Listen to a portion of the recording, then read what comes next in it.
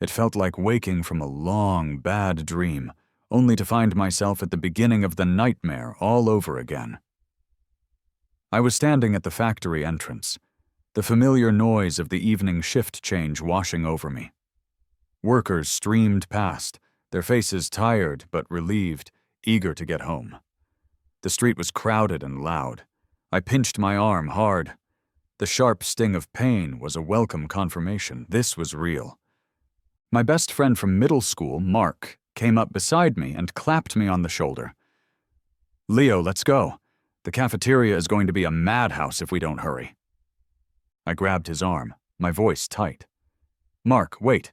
Did Clara and I get our marriage certificate yet?" He gave me a confused look. "What are you talking about? You two are supposed to go to the registry office tomorrow. I even swapped my shift with you so you could go." Relief and dread washed over me in equal measure. Fate had sent me back to September 20th, the day before I was legally bound to Clara. How could I ever forget this date? In my previous life, it was the beginning of the end. I had taken my co-workers to see the new house, a place I had poured all my hopes into. We had walked in on my fiancée Clara and her first love, Alex, tangled together in a state of undress on our new bed. My world had collapsed. To quiet the scandal, her well-off family had arranged for her to marry Alex instead. The house, the wedding, everything that was supposed to be mine became his. I remembered Alex's taunting words. "Your status, your life, it's all mine now." He had come back to this life too, it seemed, but it didn't matter. This time I just wanted to be myself. "Mark, hold on," I said, thinking fast. "My uncle from the countryside sent me some dried goods. I want to give them to you. Let's swing by the new house." Mark, who knew me better than anyone, immediately got angry on my behalf. "Your uncle? The one who was never kind to you? Now that you're marrying into a good family, he's suddenly trying to be nice. He's just sucking up to you." A loud, bold voice cut in from behind us. "Leo, we're all in the same department. Is it fair for you to be playing favorites?" We turned to see Daniel and a few of his friends. In my past life, Daniel was my biggest competitor at the factory. We were always at odds, and he never missed a chance to be sarcastic. "I hear your new place is all decked out with the most expensive brands," he said with a smirk. "We're lucky we get to see it. All thanks to you, Leo."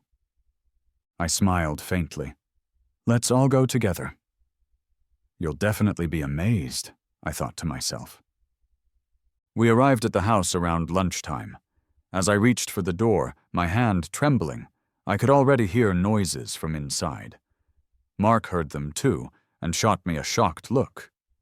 Daniel, who was tall and strong, immediately suspected a break-in. He hoisted himself up on the windowsill to get a look inside. His face turned bright red. "Shameless!"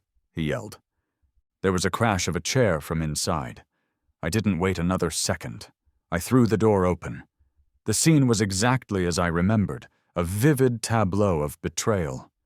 Clara was hastily pulling clothes over herself, her hair a mess, her eyes darting everywhere but at me.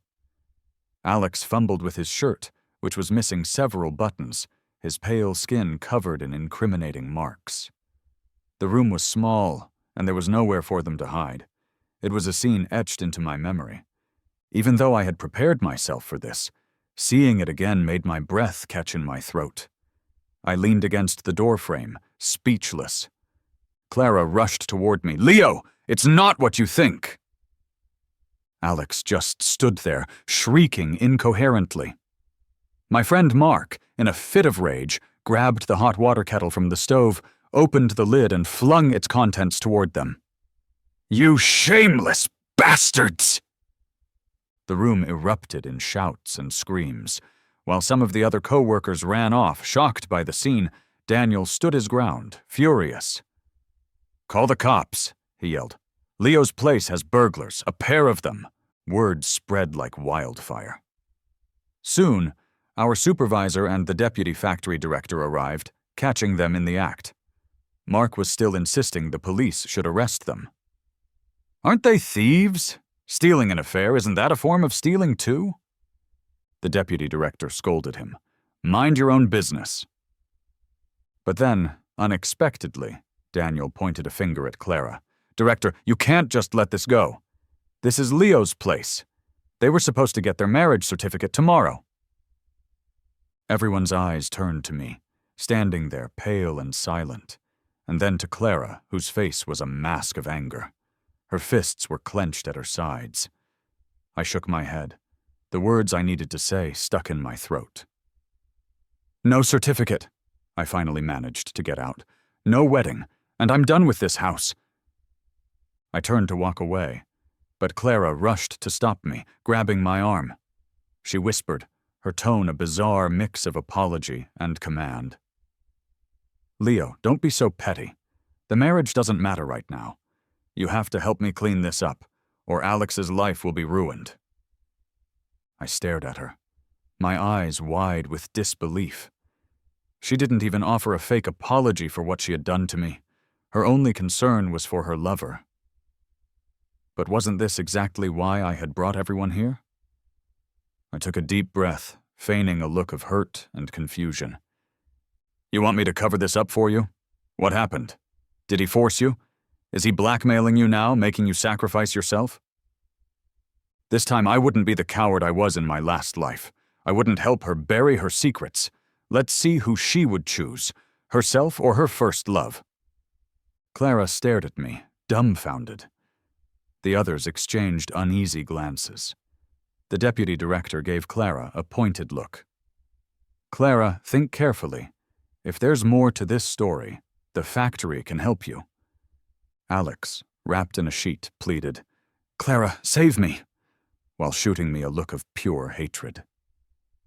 Clara hesitated, then squeezed the words out through gritted teeth. I was drunk. I don't know how he got into my bed, believe me or not. Everyone, including Alex, was stunned into silence. The usually upright Daniel exploded. Director, use your common sense. Her legs are attached to her own body, aren't they? They didn't just walk here on their own. Alex's lips were swollen, and he couldn't form a proper sentence. Clara's eyes were filled with concern for him, but she had to save herself. She reluctantly turned away from him and grabbed my hand again, her voice pleading. Leo, believe me. I was drunk. I didn't know anything. But the poisonous hatred in her eyes told me everything I needed to know.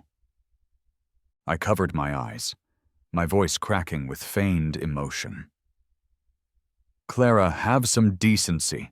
Nobody here is blind, and nobody is a fool.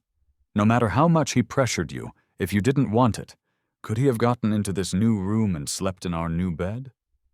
Clara looked up, her face fearful, and saw the disdainful looks from everyone around her. That's right. I was tearing Alex apart, but I was tearing myself apart too. In my last life, I had helped her cover it up. But after the wedding, she had blamed me for everything. It was either silent treatment at home or public humiliation. She would stay out all night or leave clues around the house of her affair with Alex. I wouldn't endure that again. Mark grabbed a broom and pointed it at her. Let go of Leo, you liar! To my surprise, Daniel stepped in front of me, shielding me and pulling me back. The deputy manager had to step in, cautiously telling the security guards to take Clara and Alex away. As they were being led out, Alex clung to Clara like a lifeline. Clara, weren't you against this marriage from the start?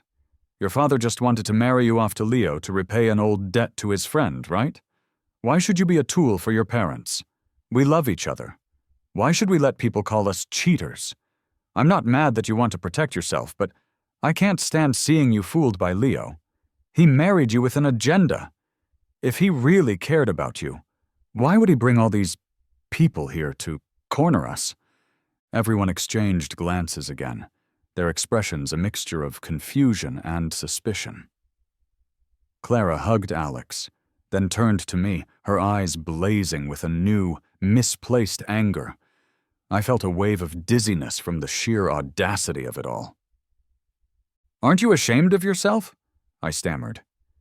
The deputy manager muttered a few curses under his breath and advised Clara, "Everyone is watching. This is too scandalous." Clara's face was a mixture of fury and a strange sort of bravery. Looking directly at me, she made a declaration that shocked the room. "He doesn't need to leave. The wedding is still on. I'm marrying Alex." For a moment, everyone was silent. I frowned, watching as Alex shot me a fleeting, triumphant, and mocking smile. In my past life, his eyes had held a complex mix of emotions I couldn't understand. Now, it was just pure, arrogant victory. Mark took me back to his place to calm down. "Leo, how could they just turn the tables on you like that?" he asked, pacing his small living room. My mind was a chaotic mess. The thrill of being reborn, the success of breaking things off with Clara, and the ugly spectacle of the affair had left me reeling. I could barely recall the details of my distant past. I was an orphan, raised by an aunt and uncle who had spent my parents' compensation money and treated me like a servant. It was Mr. Harrison, Clara's father, a successful man and an old comrade of my dad's, who had found me. He remembered the life-saving favor my father had once done for him and took me under his wing, getting me into school and finding me a job. When he asked me to marry his daughter Clara, I didn't refuse. It was partly out of gratitude, and partly because I was genuinely taken with her beauty and intelligence. I had tried so hard to make it work, but she was always distant, indifferent. Then came the discovery in the new house. I should have exposed her then, but I was worried. What about Mr. Harrison? What about his family's reputation? If her affair was exposed, she would be disgraced, maybe even arrested. That would mean offending the Harrisons and losing their protection. As an orphan with no one else, I felt trapped. I told myself to just endure it. It was a mistake. After we married, she pushed me to quit my job and move to Y City, letting Alex take my position at the factory. When I was old and hospitalized, she moved Alex into our home. In the end, I was sent to a nursing home, forgotten, only to see a video on a phone of my own children arranging a grand, belated wedding for their mother and Alex. The elderly couple kissed on screen to thunderous applause. She could have divorced me after her father died, but she didn't. She took our children and had them call another man Dad. After a lifetime of endurance, that was my end. I lost the will to live and simply stopped breathing one night in that sterile, lonely room. "Your nails are digging into your palms. You're bleeding," Mark said gently, taking my hand. I looked up at him. "The wedding is still on, but with a different groom. How is Mr. Harrison going to see me now?" Mark didn't have an answer. He knew my relationship with the Harrisons was complicated. Mr. Harrison would either side with his daughter or oppose the wedding and take her back home. Either way, he had no reason to keep helping me. I had chosen a riskier, harder path than in my past life. But I had already used that entire life to repay Mr. Harrison's kindness. This life, I had to be Leo again. For myself. There was a knock on the door. It was Mark's mom. "What's going on? I hear Clara got into some trouble messing around with a temp worker in the bridal room," she said, then poked her head in. "Oh, Leo's here too." The news of Clara and Alex had swept through the factory like a storm. In the conservative 1980s, being caught red-handed like that was a massive scandal. Then, Mark's mom brought up something I had completely forgotten about. "Leo, your aunt and uncle are on their way here for the wedding. What are you going to do now?" The memories of the scars on my arms, a physical reminder of their abuse, flashed in my mind. I gritted my teeth. It's not my fault. The factory has no reason to fire me, and even if they did, I'll find work somewhere else. I am never going back with them. The next day at work felt strange. I hadn't touched one of these machines in decades. The muscle memory was there, but my skills were rusty. I felt like a clumsy novice next to Mark, who worked with a smooth, practiced efficiency. Daniel came up behind us, his hands in his pockets. "What's up today, Leo? You're working pretty slow." I didn't answer, but Mark glared at him. "Some people will do anything to get to number 1. "What are you talking about?" Daniel retorted. "What happened yesterday was all over the factory by the evening. By now, the whole city probably knows." "And how would that happen, unless someone was spreading it?" Mark shot back. "How could I possibly be involved in that?" Daniel defended himself. I put a hand on Mark's arm to stop him. I looked at Daniel, my rival from a past life, and spoke calmly. "You've seen the state I'm in. I might slow us down for a bit, but it won't be for long. Please bear with me." Daniel looked puzzled, almost guilty. "Leo, I'm not scheming against you. I'm not the kind of person who causes trouble just to get ahead." He paused, then suddenly handed me a bunch of candy. "Take it. I want to compete with you fairly, not by using connections or any other shady tricks." With that, he turned and walked away. I suddenly understood why I remembered those working days so fondly. It wasn't just because I was young.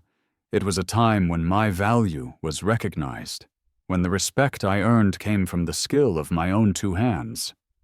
After work, as I was still replaying the day's events in my mind, my aunt and uncle appeared in front of me. My uncle gripped my wrist tightly.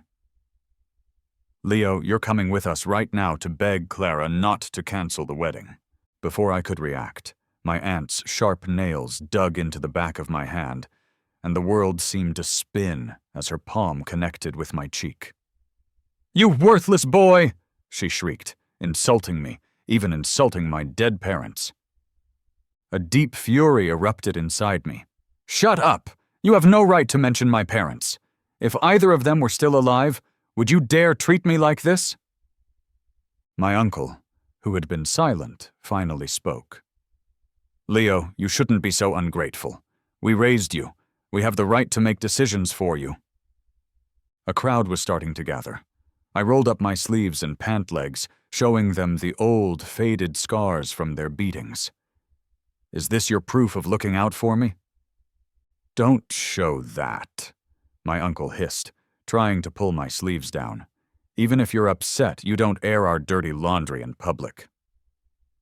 "A minute ago, you felt free to hit me in public," I said, my voice cold. "When my parents died, you took me in. How did you look out for me then? I know you don't fear much, but do you really think you'll never get old? Even if you fear nothing for yourselves, what about your children? Do you think they'll ever get a chance to work in the city if I lose my job because of this?" My uncle looked at me horrified. My aunt, who had started to sit on the ground to throw a crying fit, froze. They had always assumed that as long as the Harrisons approved of me, their own children would have a path to a better life. They wanted to bleed me dry while acting like they were my saviors. Security guards arrived. "Who are you to hit someone?" one of them asked my uncle. He looked at me with an unprecedented humility. "Leo, marrying into the Harrison family would be a blessing for all of us," he pleaded, then surprisingly slapped his own face a few times. "You can't ruin your cousins' futures." I felt nothing but disgust. "Who I marry is my decision, not yours. If you push this, I can press charges for assault. If you get a criminal record, your children won't get into any respectable workplace. Do you want us all to have no way out?"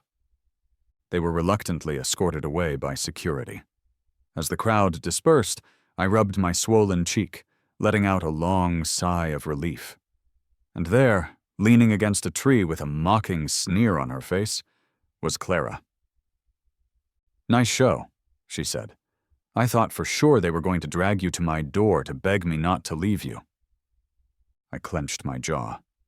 "What are you doing here?" "Your aunt and uncle made such a scene. How could someone not notify me to come and save you?" She smirked. "Wasn't this just another part of your grand scheme? Faking those injuries, hoping I'd take pity on you and marry you after all?" I bent down, picked up a small stone, and hurled it at her. Yes, everything is a performance. Being an orphan, their abuse, Even finding you and Alex in our new home, it was all an act." Clara dodged the stone, livid. This was the first time I had ever fought back with such force. "It's good that you finally admit it," she sneered.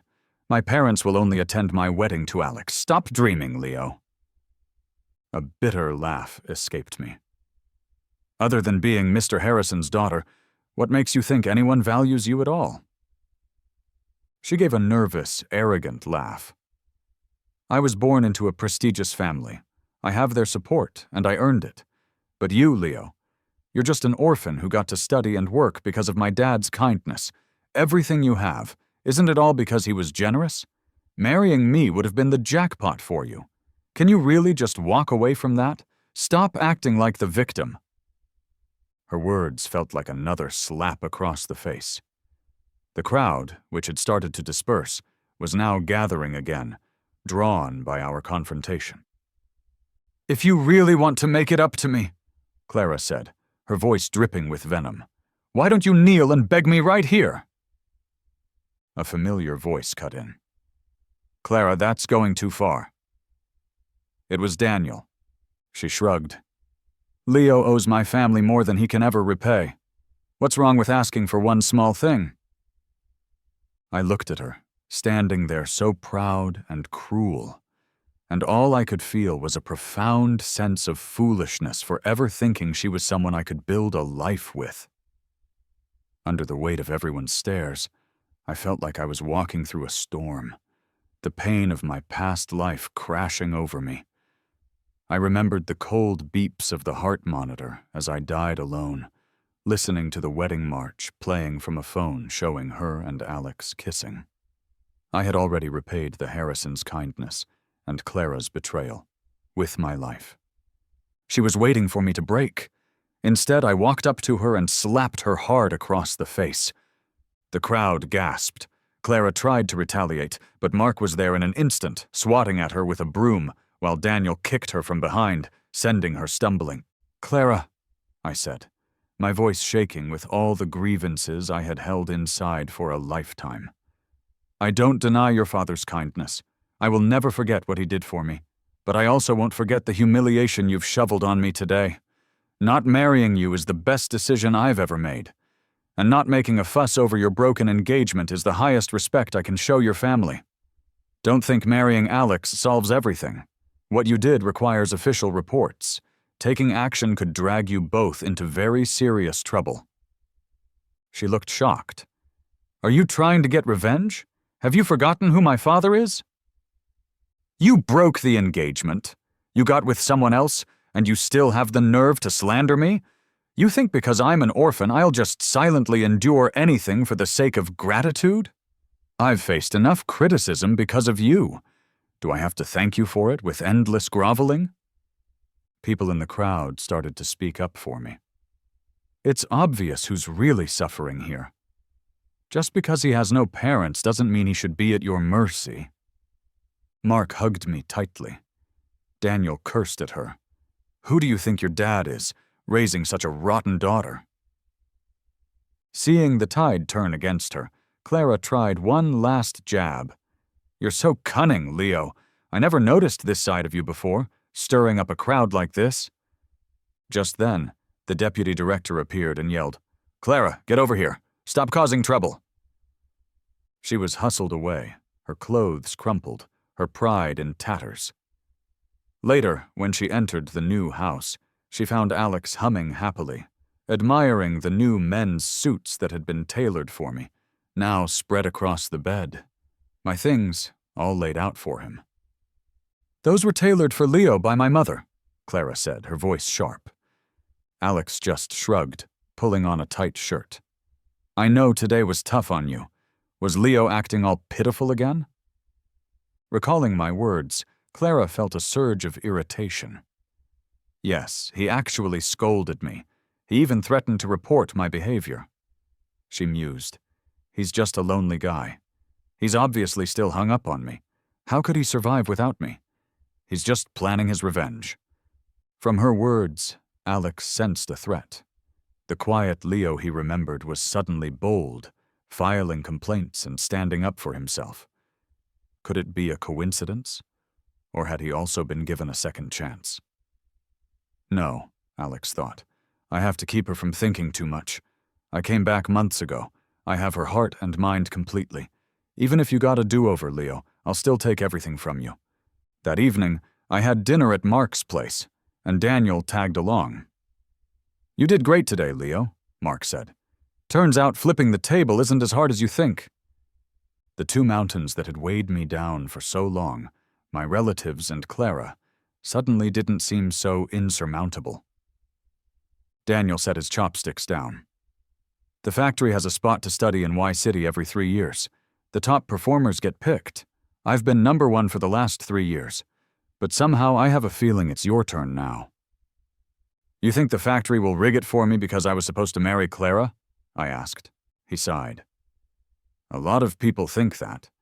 But even with this ugly breakup, if you still get first place, it proves you have the skills.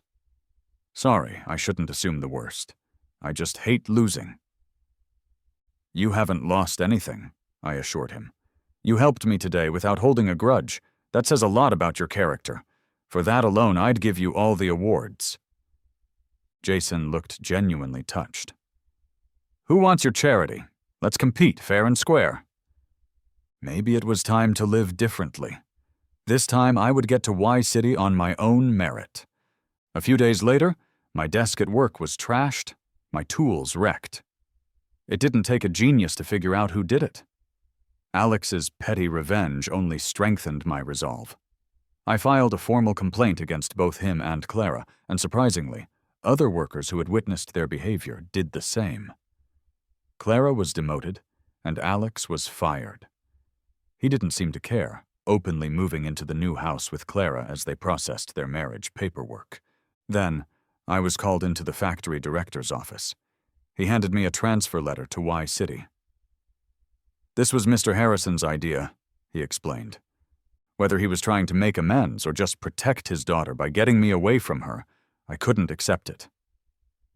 Sir, I can't take something I didn't earn. As I walked out of the office, frustrated, Alex jumped out from behind a corner, shoving me hard.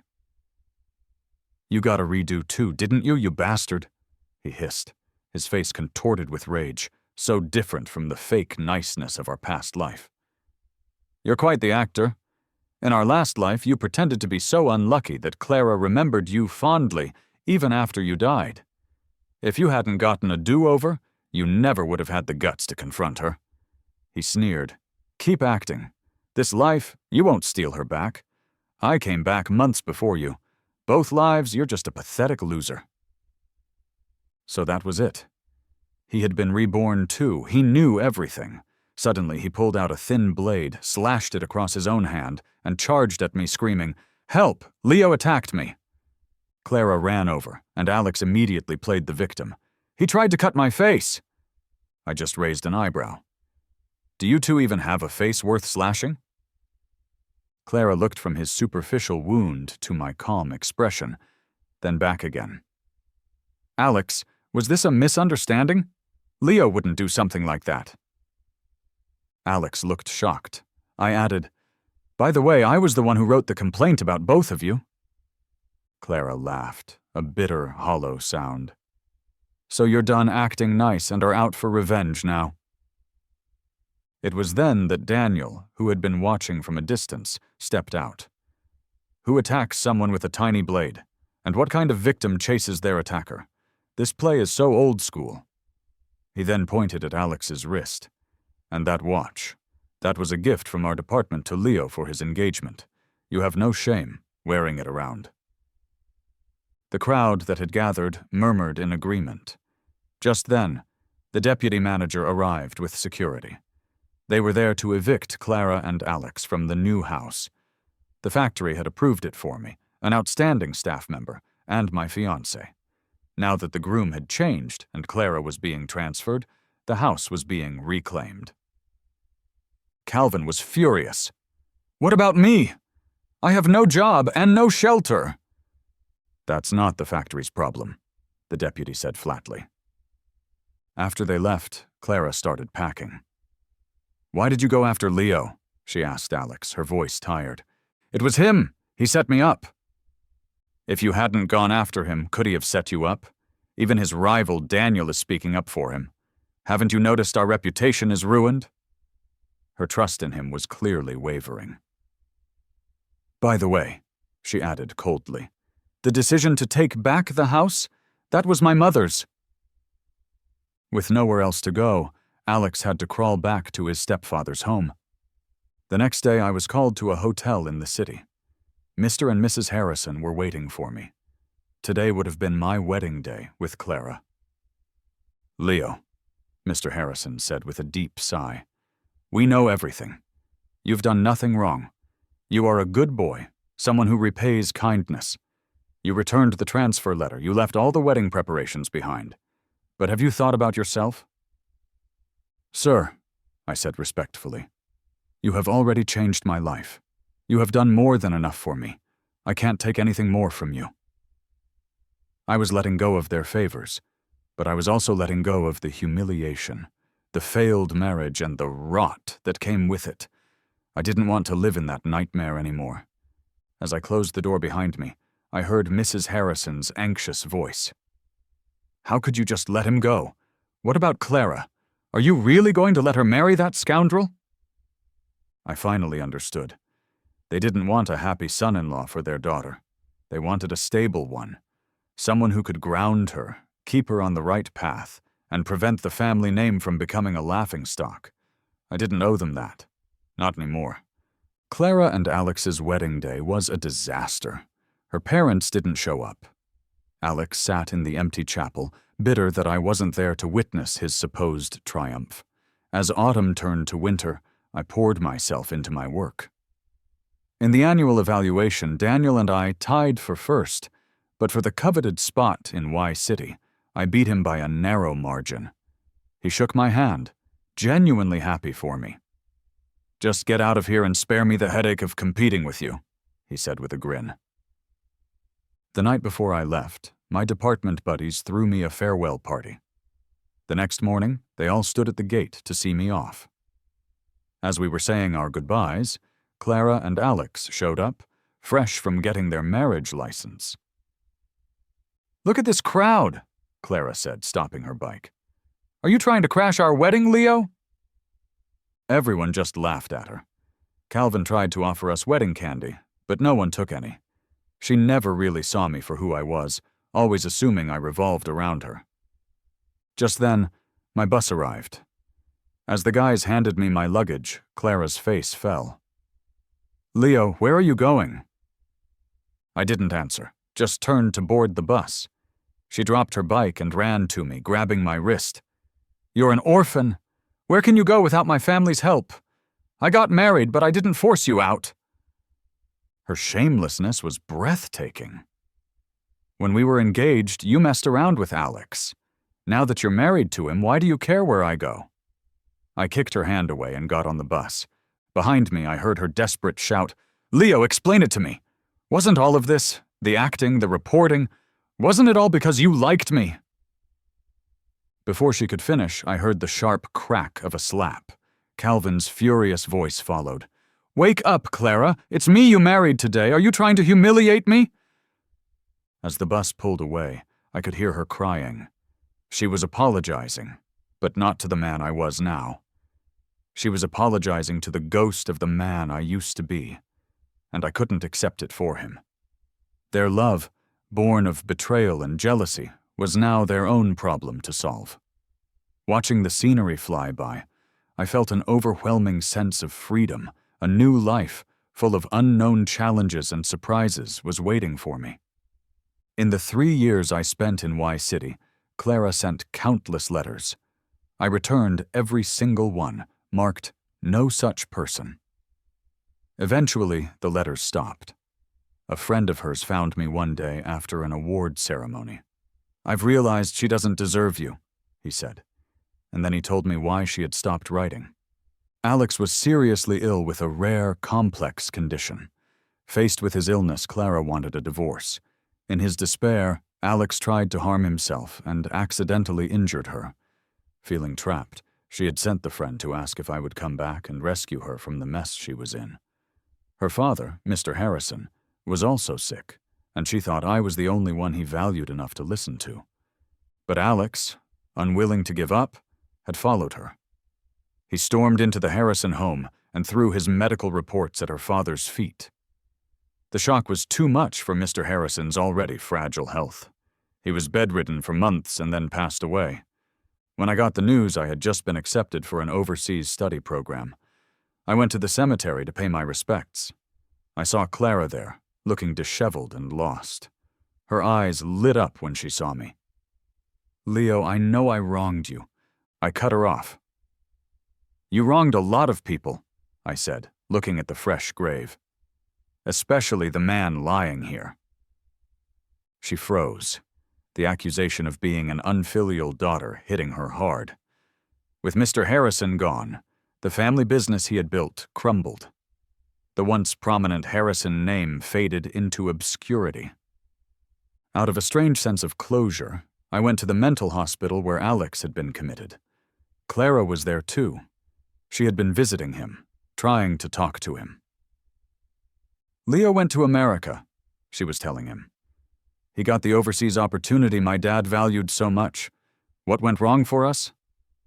Alex, who had been methodically sorting objects in his room, suddenly turned on her. "Maybe you're the sick one. Your dad never valued me. He said if you dared to marry me, you'd get nothing. They were so ruthless. I lost. I lost in both lives. Given a do-over, why didn't I just stay away from you? Why am I still so unwilling to accept it?" Clara backed away, drenched in a cold sweat from his bizarre, fragmented words about second chances and do-overs. She barely remembered how she left the hospital. Wandering dazedly on the street in the gentle sunshine, she was lost in thought, trying to make sense of what Alex had said. Who was he talking about? Her foot slipped, and she fell, disappearing into an open manhole on the side of the road.